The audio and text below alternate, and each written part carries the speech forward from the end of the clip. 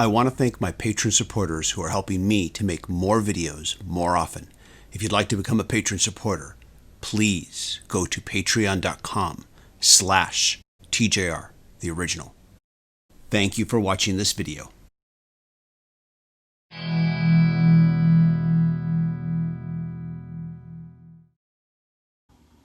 Hey everybody, this is TJR.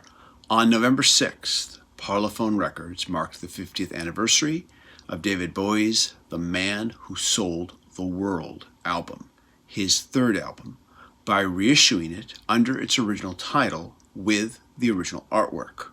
David Bowie originally intended the title for the album to be Metrobolist, as an homage to Fritz Lang's 1927 film Metrobolist.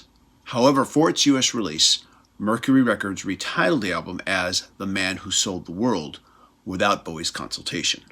This re-release also features an almost complete remix of the original album by longtime Bowie producer Tony Visconti, who worked on the original recording sessions. I use the words almost complete because every track on Metrobolist is a remix of the original, with the exception of track 4, entitled After All. In a press statement, Tony Visconti described the existing mix of After All as perfect. So for this one track, the 2015 remastered version is being used. When I reviewed Tony Visconti's 2019 remix of Space Oddity, I said the following: I have no previous history with this album. And the same holds true for The Man Who Sold the World. I came into this review with no attachment or bias of the original mix, since I have no back history growing up with it. But when the advance announcement was made regarding this reissue, I began listening to the original mix in preparation. All I can say is, what a difference a remix makes. The difference is night and day, and I have to say it's mostly all good. Track 1, The Width of a Circle, now sonically lives up to its ambitious 8-minute plus running time. The guitars feel bigger and fuller, and it feels now as if I am standing in the middle of the band listening versus listening off to one side. In track 2, All the Madmen, the acoustic guitar is now panned to both sides, and it now has the right placement within the rest of the band performance.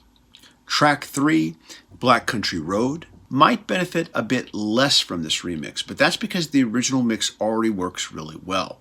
The faraway sound of the opening solo guitar works better in the original mix than the more in-your-face version on Metrobolist, but the rest of the song doesn't fare any worse for this remix. On this one, and this will be one of the few exceptions throughout this review, I have to say I'm coming down in the middle on this particular song. Honestly, I find that I like both mixes equally well, but just for different reasons. Track 4, After All, uses the original mix and is taken from the 2015 remaster, so there's nothing I'm going to say on this one. Track 5, Running Gun Blues. This new mix is much more cinematic, much more dramatic, which feels right for Bowie. Just like in the track All the Madman, the acoustic guitar is given the proper level of prominence. And in this particular remix, the opening drum hits are replaced now with the sound of an actual gun firing off. It's a simple dramatic effect that goes an awfully long way.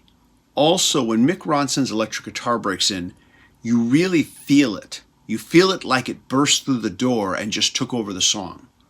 Versus the old mix, where it just feels like, oh, can you hear that? It sounds like someone started playing electric guitar. Now, part of this is because the drums in the original mix appear to be overpowering the electric guitar. On this new remix, it appears that Tony Visconti has better balanced this out without taking away from Rick Woodmansey's drums either. And hopefully I've said his last name correctly. If I haven't, I apologize. Track 6, Savior Machine. The opening comes off much more aggressive. Well, let me just say the whole song comes off a whole lot more aggressive. Also, there is an opening guitar solo lick that you hear at the beginning. This is given a whole lot more presence in this new mix. Once again, just like I said with the previous track, it's a tiny little thing, but it goes a long way in how the song opens and how it presents everything to you. Also, I can better hear the individual guitar harmony overdubs used in the solo at the 1 minute and 27 mark. Track 7, She Shook Me Cold. Now, just like The Width of a Circle, It feels more like I'm in the theater with the band versus listening off to one side.